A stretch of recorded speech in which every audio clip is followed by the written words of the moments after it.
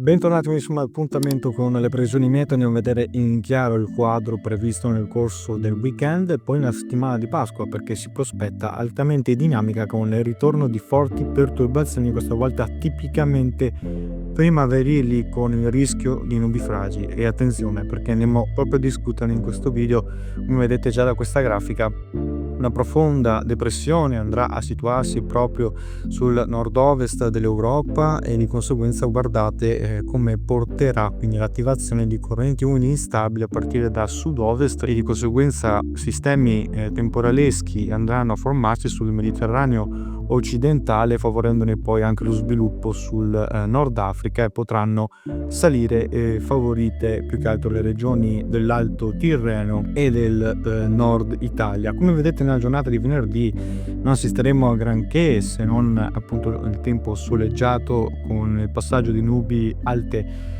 da sud-ovest, mentre come vedete continuerà invece un'ondata di freddo anomalo invece per l'Europa orientale e sulla Russia con neve a bassa quota, mentre un profondo sistema depressionario continua a scavarsi sull'Europa sud-occidentale e come vedete sulla Spagna continueremo ad avere questa azione della perturbazione che continuerà a risalire poi, e col tempo anche l'avvicinamento della depressione che proprio dalla Groenlandia tenderà ad avvicinarsi rapidamente proprio verso la Gran Bretagna. E come vedete proprio la giornata di sabato aumento della nuvolosità, aumento comunque anche delle temperature, pensate anche oltre i 25 gradi sulla Sardegna con punte anche di 28, altrove invece saremo tra i 23-24 gradi al sud, un po' più in basso al nord, comunque sopra i 21 gradi. Per quanto riguarda, come vedete, la giornata di domenica, ecco il boom. Cosa vuol dire?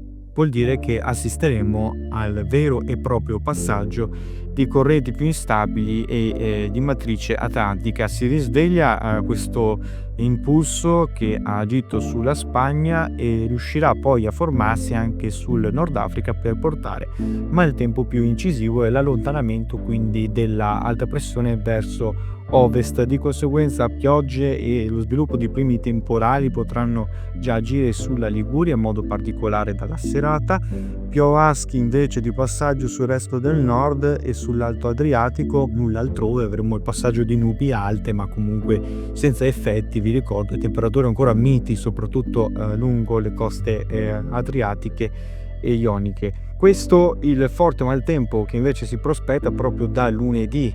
Cosa vuol dire? Che continueremo ad avere il passaggio di forti temporali, di piogge frequenti proprio da sud-ovest, e la spinta di venti meridionali continuerà a far risalire aria più umida e ancora una volta instabile di matrice, ricordo, atlantica, e con questo ciclone che continua a essere quasi addossato sulla Gran Bretagna, che porterà a questo passaggio di più vortici depressionali. Quindi la settimana in sé si prospetterà molto dinamica, con un anticiclone che continuerà allontanandosi verso i settori dell'Europa orientale, dove qui avremo caldo anomalo ovviamente. Qui invece da noi continueranno le forti piogge. Come vedete solo la giornata di lunedì le precipitazioni potranno accumularsi anche oltre i 50 mm tra la Liguria, sull'Appennino tosco-emiliano, insomma in modo particolare poi sul Triveneto.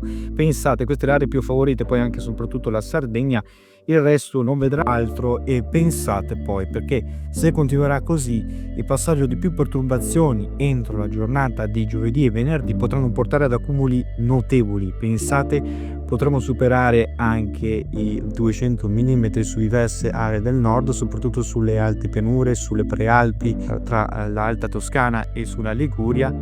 Insomma, in poche parole assisteremo a un vero e proprio passaggio che porterà a delle precipitazioni abbondantissime, a rischio quindi nuovamente di frane, di smottamenti e possibili esondazioni di fiumi. Ma io non vorrei dare per tragica questa situazione, ma è altamente probabile che possa accadere nuovamente, quindi questo è un avviso molto importante. Passo dopo passo vedremo i prossimi aggiornamenti in chiaro, ma è confermato il passaggio di più fronti instabili dalla prossima settimana.